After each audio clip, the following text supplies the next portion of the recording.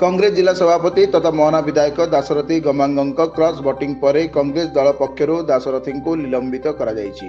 जेउतिपई जिला सभापति पदटी खाली पड़िथिबा बेले उक्त पदवी पई आज केंद्र और राज्य नेतांक निर्देशक्रमे गुणपुर विधायक सत्यजित गमांगଙ୍କ एक टीम गजपति जिला गस्त करी कांग्रेस नेता और कर्मी मानक सह आलोचना करथिले। एही अवसर में जिलार विभिन्न अंचल बुलिबा परे जिला कांग्रेस भवन पालाखिमुंडी कार्यालय 1-to-1 भावे नेता और कर्मी मानक सह आलोचना करथिले।